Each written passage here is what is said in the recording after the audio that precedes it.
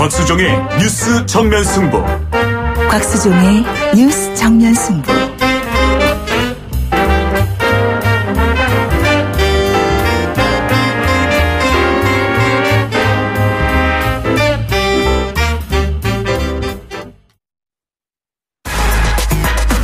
시원한 독살. 곽수종의 한방. 곽 박사님. 주파수 94.5 YTN 뉴스 FM 곽수종의 뉴스 정면 승부 3부 시작하겠습니다. 한평생을 살아봐야 100년을 못 채웁니다. 이런 파란만장한 삶을 살아가는 것도 개인적으로 힘들 거라 생각이 듭니다. 늘 주변은 무엇이든 얻어내려는 사람들로만 가득 찬 세상이었을 겁니다. 나만 있었을 뿐 너라는 상대는 없었을 것이고 우리는 더구나 없었을 수도 있습니다. 개인적으로 상당히 불행한 삶이었겠죠. 대기업 사장을 하다 나오면 비서도 없어지고 운전기사도 없고 팩스 하나 전화 한 통 할 수도 없다고 합니다. 무엇이든 혼자 해야 하는데 멘붕이 오겠죠. 삼성동 사저로 옮겨가는 짐을 보면서 이제는 최순득 씨가 올까? 누가 와서 도와줄까? 걱정도 생기면서 호기심도 생깁니다. 그러기에 진작 왜 절 보고 대면 보고 꼭 하셔야 돼요? 하면서 웃을 때, 전화로 받아 적고 있어요? 할 때 참모들은 반성하지 못했을까요? 왜 간신배들이 득세할 때 반정이라도 도모하지 못했을까요? 지금 혹시 자신이 청와대로 가면 절대로 이런 일 없을 거라 자신하시는 분들 계십니까? 제가 지금 드리는 말씀 받아 적고 있어요?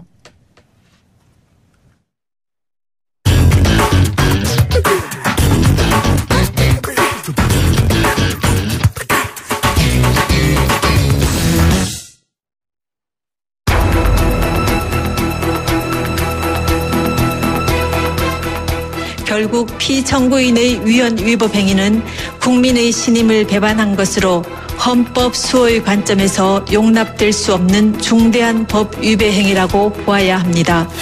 피청구인의 법 위배 행위가 헌법 질서에 미치는 부정적 영향과 파급 효과가 중대하므로 피청구인을 파면함으로써 얻는 헌법 수호의 이익이 압도적으로 크다고 할 것입니다.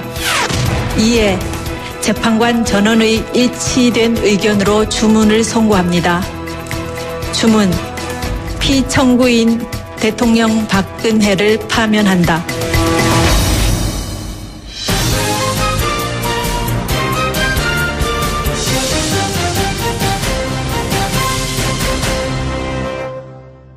주문, 대통령 박근혜를 파면한다.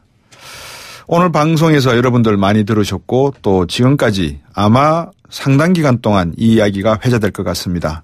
헌법재판관 8명 전원 만장일치로 파면이 되었습니다. 8대 0이라고 하는 숫자 만장일치였기에 어떤 의미가 있을까? 아마 역사적으로도 의미를 찾아보려고 노력을 하겠죠. 정치권은 곧바로 대선 체제로 전환되었습니다. 조기 대선 쟁점과 전망도 관심사항입니다. 그래서 오늘 여러분들과 함께 이 긴급 자담을 개최하도록 했습니다. 세 분 전문가 모셨습니다. 용인대 교양학부 정치학과의 최창열 교수님 모셨습니다. 안녕하십니까? 네, 안녕하세요. 8대 0 저번에 말씀하셨어요. 그렇습니다. 네. 영남대 법학전문대학원에 교수 지내셨던 서정욱 변호사 나오셨습니다. 안녕하십니까? 예, 안녕하세요. 지금 대구에서 올라오신 겁니까? 아닙니다. 이게 지금 서울에 있습니다. 서울에 있습니까? 예. 그다음에 디지털 콘텐츠 전문가죠. 저희들과 함께 늘 방송하시는 이규찬 기자 나오셨습니다. 안녕하세요. 네, 안녕하세요. 오늘 결정 어떻게 보셨습니까? 최 교수님. 오늘 여러 가지 이제 탄핵 사유 중에서 네. 헌재가 내린 이유는 최서원의 네. 국정 개입 허용 그리고 권한 남용을 이제 그 탄핵 사유로 꼽은 거죠. 네. 그 밖에 공무원 임명권 문제라든지 생명권 보호 의무 위반 이런 네. 것들은 최종 확인되지 않았기 때문에 탄핵 사유로 두지 않은 겁니다. 네. 아무튼 최서원의 국정농단을 주된 이제 이유로 삼았고 방금 네. 이제 방송에 나왔습니다만 대통령의 위헌 위법 행위가 네. 국민의 신임을 배반했다라고 본 거죠. 지난번에 네. 이 국민의 신임 배반은 2004년도 노무현 전 대통령 때 헌재가 확립한 판례였거든요. 네. 국민의 신임을 배반한 것으로 헌법수호 관점에서 도저히 용납할 수 없다. 네. 중대한 위반 행위다. 법 위반 행위고 그리고 그동안 검찰 조사도 받지 않고 특검 수사도 받지 않고 그리고 청와대에 대한 압수수색도 받지 않은 이런 일련의 행위를 미뤄볼 때 네. 헌법 수호 의지가 전혀 없는 것으로 본다. 그렇기 네. 때문에 이 대통령을 탄핵하는 것이 네. 이 헌법을 수호하는 크나큰 이익이 된다 이런 관점에서 일단 탄핵 인용을 한 것으로 봅니다. 네. 서정욱 변호사님. 저는 이게 오늘 결정 보고 두 가지를 놀랐는데요. 네. 첫째는 이제 그 노무현 대통령 때보다 시간이 더 짧아요. 예. 왜냐하면 이게 그때는 한 25, 6분 걸렸는데 오늘 이게 21, 2분밖에 안 걸렸어요. 2시간 예상을 했는데 그 20분밖에 그렇죠. 안 쟁점이 걸렸습니다. 훨씬 많았는데 시간이 예. 더 짧은 게 저는 놀랬고요. 예. 그다음에 두 번째 놀란 게 결론만 8대 0이 아니고요. 예. 쟁점이 크게 네 가지인데 예. 그게 모든 쟁점에 모든 재판관이 다 일치돼요. 예. 예를 들어 이게 어떻게 되느냐면 세월호 7시간 또는 이게 언론 자유 또는 이게 공무원의 인사권 남용은 예. 아니고 그다음에 최순실의 그 사익 추구를 방조한 건 맞고 이 구체적인 쟁점까지 모든 8분 일치한다는 거 예. 이게 저는 상당히 놀랬고요. 그게 무슨 의미일까요? 바로 이거죠. 그 앞에 말한 것처럼 국론 분열을 더 이상 이게 방치해서는 안 되고 그렇죠. 이제 통합으로 나아가자. 헌재가 이런 상당히 이제 배려한 내용이겠죠. 그렇죠. 이런 이제 이거 메시지가 아닌가 이렇게 예. 봅니다. 우리 이규창 기자 어떻게 보셨습니까? 저는 법 전문은 아니니까요. 저 예. 메시지와 이제 컨텐츠 분석하니까 예. 이번에 그 선고문의 내용과 예. 이 단어 배치 그리고 주요 키워드를 직접 분석을 해봤어요. 예. 그랬더니 저는 이 선고문에서 가장 주목할 부분이 만장일치를 위한 과정이었다라는 생각이 들었어요. 예. 그리고 가장 중요한 메시지들은 맨 뒤에 예. 미괄식으로 배치를 해서 예. 저 좀 이따가도 저 자세히 말씀드리겠지만 이번에 선고문에서 가장 중요하게 생각했던 건 예. 이번 탄핵 결정이 차후에 악용될 사례에 대해서 가장 많이 고심을 했다라는 저는 생각이 들었고요. 네. 그래서 향후에 혹시라도 이번에 탄핵 결정된 사유가 예. 혹은 그 정상적인 혹은 그 다른 대통령을 예. 악의적인 목적으로 탄핵시킬 때 악용되지 않게 하는데 가장 중점을 두고 이번에 법리를 해석했다라고 지금 생각이 좀 들었습니다. 네. 서정욱 변호사 보시기에 오늘 재밌는 하이퍼닝이 하나 있었습니다. 이정미 재판관 머리에 이 헤어롤 만체로 출근했잖아요. 거기에 2개가 달려 있었다고 해서 6대2 판결을 이야기한 분도 계셨거든요. 저도 이게 개인적으로 6대2라고 생각했는데 예. 아마 이게 그 아까처럼 그런 이유로 8대0이 된 거고요. 예. 아마 이게 이 모습이 보니까 옛날에 그 세월호 7시간 예. 그게 박근혜 대통령 모습하고 좀 대비돼 가지고 화제가 된 것 같아요. 네. 그런데 특이한 게 이번에 세월호 7시간이 예. 생명권 침해, 즉 예. 탄핵 사유는 아니지만 예. 그러니까 그 이진성 재판관하고 김희수 재판관의 우리 보충 의견이 있었잖아요. 네네. 그게 뭐냐면 성실 의무. 예. 바로 이게 우리 헌법이나 법률에 성실 의무는 위반했다. 예. 이런 게 따끔한 그 후임자에 대한 경고거든요. 예. 따라서 이게 저는 이 모습이 참 이게 어떻게 보면 상당히 그 네티즌들의 어떤 호평을 옛날에 이게 박근혜 대통령이 머리 손질하고 늦게 간 거 이거하고 대비해서 좀 호평을 받고 있는 것 같아요. 최찬일 교수님, 성실의 의무를 말씀하셨는데 6명의 재판관분들은 이 성실이라고 하는 단어의 추상적 의미가 상당히 애매모호하다. 아니, 애매모호하다보다는 어렵다 해석하기가 이런 또 판결을 하신 것 같아요. 그런데 그 부분은 오히려 역으로 네. 설령 세월호 7시간에 대한 행적을 특검에서도 밝히지 못했고 네. 어떠한 구체적인 확증은 갖지 못한다 하더라도 네. 역설적으로 성실한 것을 증명하지 못할 정도이기 때문에 네. 이것이 그래서 탄핵 사유가 안 되는 게 아니다라는 의미를 둔 것 같아요. 오히려 네. 그 말은. 네. 저는 그래서 성실성이 대단히 추상적이다는 말에서 네. 물론 이제 나중에 최소한의 그 국정농단 이 부분이 탄핵 사유가 됐습니다만 네. 이게 탄핵이 상당히 많은 부분들로 인용되겠구나 이런 느낌을 받았거든요. 아까 예. 발표를 할 때. 예. 그래서 그런 세월호 7시간이 그게 탄핵 사유가 안 된다는 것을 강조한다기보다는 예. 성실했어야 된다. 그걸 오히려 강조한 것이 아닌가 이렇게 느꼈습니다. 아, 그렇군요. 이규창 기자 보시기에 앞에서도 우리가 인터뷰에서 말씀을 나눴습니다만 결국은 헌재에 변론 나오지 않은 것, 그다음에 특검 조사받지 않는 것, 네. 검찰 조사받지 않는 것, 1, 2차 담화문에서 내용했던 솔직한 고백, 고해를 하지 않았던 것. 이게 결국은 헌재 재판관들이 봤을 때 국민의 신의를 배반한 거다. 이렇게 본 거 아닙니까? 네, 여기서 가장 그 주목했던 단어가요. 예. 헌법 수호하고 예. 국민이었습니다. 예. 이 두 단어가 선거문에서 가장 핵심 키워드였거든요. 그래서 국민과 헌법 수호가 어느 대목에 등장하느냐 그 전후 맥락을 보면 네. 삼권 분립에 의해서 대통령 견제를 받아야 되는데 예. 수사를 거부한 것이 결국 그 견제를 거부했으니 예. 헌법 수호 의지가 없다. 그리고 그것은 헌법의 근원이 되는 국민의 의지를 반한 것이다. 네. 라는 게 핵심 논지였던 것 같아요. 예. 서정훈 변호사. 저는 이게 오늘 탄핵서를 잘 읽어보면요. 네. 최순실의 그 국정농단 사익 추구를 방조한 거. 예. 이거보다 네. 더 심각한 게요. 예. 그 이후에 이제 그 국회나 언론의 조사를 우리가 못하게 막고. 예. 그 다음에 그 또 수사 특검이나 검찰이나 헌재나 출석 안 해서 비호하고. 네. 이게 더 중요하다 봐요. 예. 왜 그러냐면요. 예. 최순실이 사익을 추구한 거는 이제 헌법 질서가 훼손된 거예요. 네. 근데 대통령이 훼손된 헌법 질서를 네. 바로잡기 위해서 네. 최선을 노력했다면 네. 탄핵이 안 될 수도 있는 거예요. 네. 근데 그런 바로잡기 위한 노력을 안 하고 예. 오히려 더 비호, 은폐했다. 이게 저는 더 큰 사유다 이래 봅니다. 최찬일 교수님, 방금 이 비호하고 은폐하려고 했던 게 대통령의 본인의 의지에 의해서 만들어졌어요? 아니면 주변에 있는 참모들이 이렇게 하시면 되겠을 것 같습니다라고 했을까요? 저는 일단 전직 대통령이 됐습니다만 예. 박근혜 대통령의 의지라고 저는 봅니다. 네. 왜 그 말씀을 드리냐면은 네. 1월 1일 날 기자간담회에서도 모든 게 엮였다라는 얘기를 그렇죠. 했고 이 정규제 TV 그 인터넷 매체와의 인터뷰에서도 그런 얘기를 했고요. 예. 일관되게 박근혜 대통령의 인식에 그게 나와 있거든요. 예.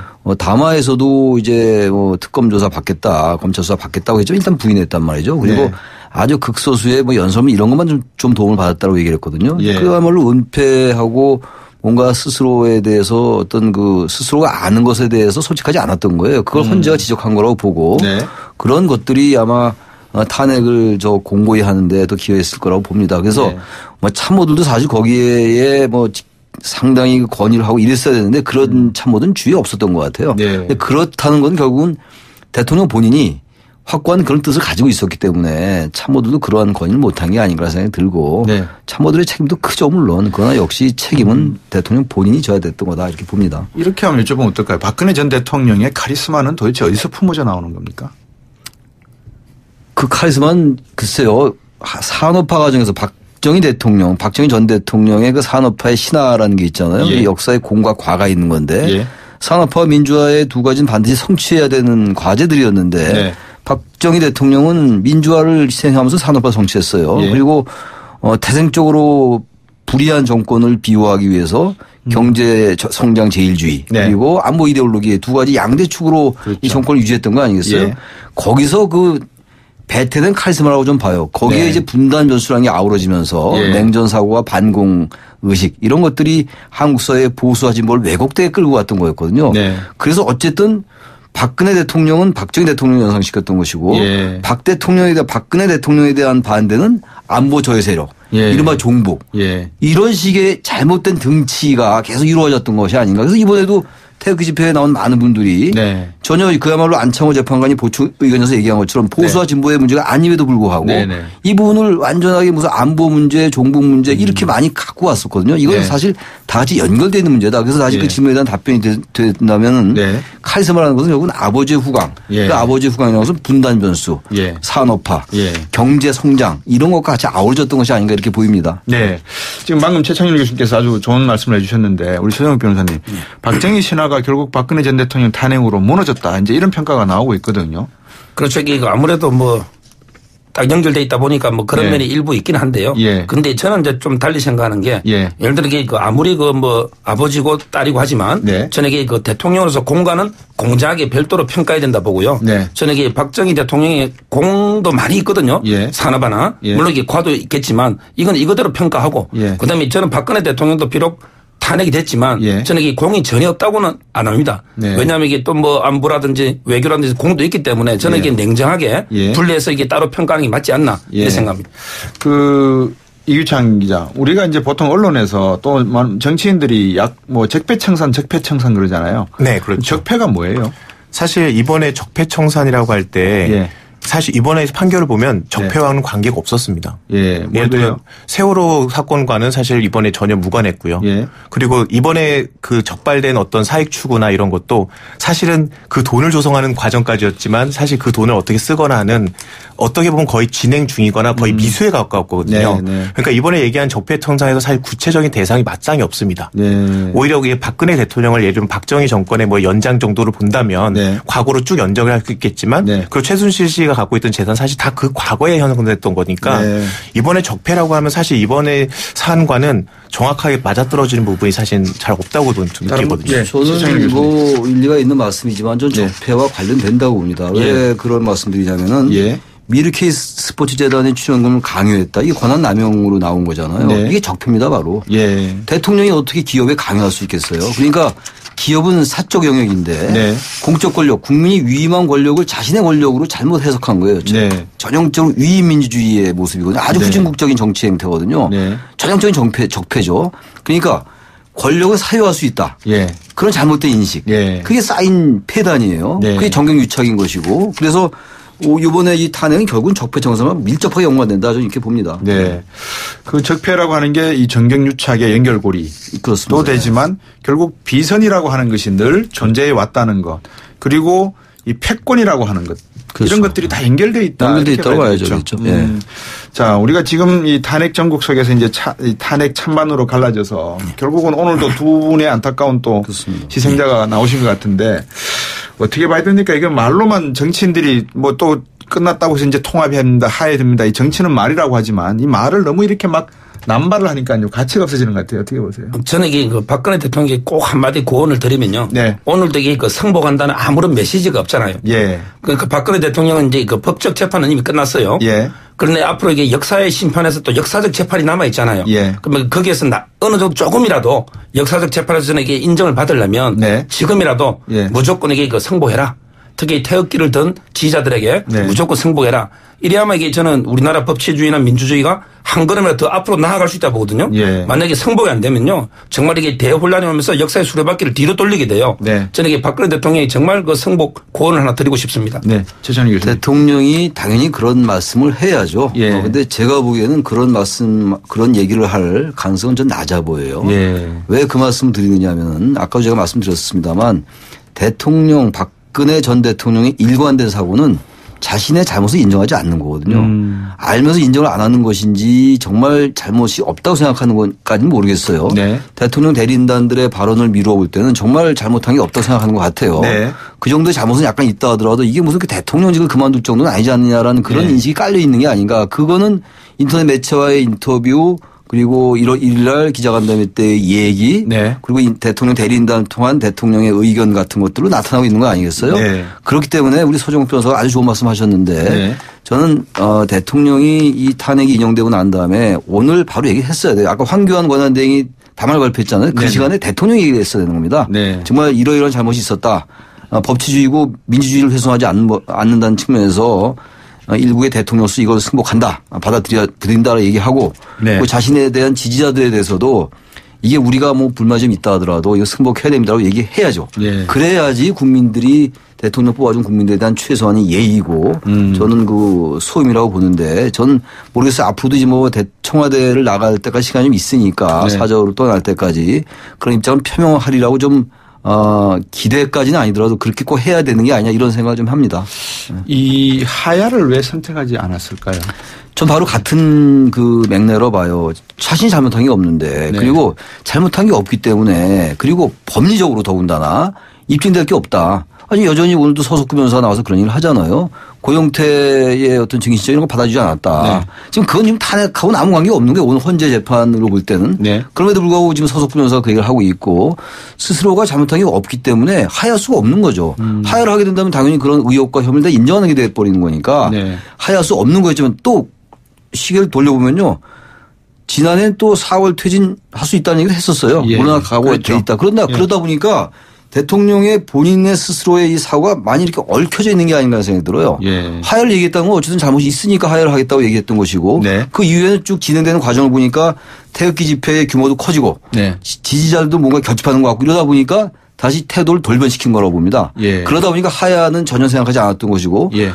일각에 그 들리는 얘기에 의하면 어제까지도 오늘 아침까지도 청와대는 상당 부분 기각쪽에 많은 길을 걸었다고 그래요. 아까 그런 보도도 많이 나오더라고요. 네. 그런 걸로 볼 때 하야선을 할 수가 없었다 이렇게 보여집니다. 저는 그 플러스 네. 하나 표정욱 덧붙이면요. 변호사님. 네. 하나 덧붙이면 하야를 하려면요. 네. 여야가 합해서 이게 대타협을 해서 뭐 형사 소출을 면제해 준다든지 네. 뭔가 이게 대타협이 돼야 하야를 하는데 예. 예를 들어 이게 문재인이나 뭐 민주당에서 야 대통령 하야하면 형사 면제해줘 처벌을 네. 이걸 약속할 수가 없잖아요. 예. 현재 그 촛불 민심상 예. 따라서 이게 저는 옛날에 이승만 대통령이 하야했잖아요. 예. 그때 어디 갔습니까? 하와이 하와이 갔죠. 갔죠. 그런데 이번에 박근혜 대통령 하야하면 어디 갑니까? 교도소 갑니다. 예. 저는 이게 근데 어떻게 하야하겠습니까? 예. 그런 이제 대타협이 어려웠기 때문에 저는 불가능했다 봅니다. 애초에. 아니 근데 하야를 안 했어도요. 예, 최찬희 교수님. 교도소를 갈 확률이 높아요 지금. 네. 그러니까 그것 때문에 하야를 안 했다고 보기는 어려울 것 같고 네. 그것도 하나의 요인이 될 수 있다 하더라도 기본적으로 박근혜 대통령의 사고가 그렇게 전개돼 왔던 것 같고 네. 또 하나 역시 중요한 거는 지지층의 결집, 네. 태극기 집회의 가시적인 규모의 확산 이런 것들이 헌재로 하여금 기각할 수 있겠다는 판단도 하지 않았을까 이렇게 좀 보여집니다. 그리고 오늘 시위 보면요. 네, 그 사실 이렇게 과격 시위가 되는 거는 미국의 트럼프 대통령 당선 직후에 예. 민주당 지지자들의 과격 시위를 양태를 보면 네. 사실 힐러리가 승복 선언을 했지만 네. 여전히 사람들은 그걸 납득하지 그렇죠. 못하고 폭력 시위가 벌어졌어요. 네. 그러니까 사실 반대쪽에 있는 사람들은 탄핵을 반대했던 사람들은 당연히 부결돼야 된다 뭐 이렇게 생각을 하기 때문에 그분들에겐 납득할 수 없기 때문에 당분간은 이런 분노 내지는 이런 시위가 당분간 지속되고 예. 이 에너지가 박근혜 대통령이 승복하지 않음으로써 더 오래 유지될 수 있는 어떤 원동력이 될 수 있을 거라고 생각합니다. 서정욱 변호사가 말씀하셨다시피 역사적인 평가라는 부분이 남아있기 때문에 만약에 오늘 그 탄핵 나고 담화나 사과 성명을 발표했으면 역사적 평가에서는 괜찮은 평가가 나올 수가 있었겠죠.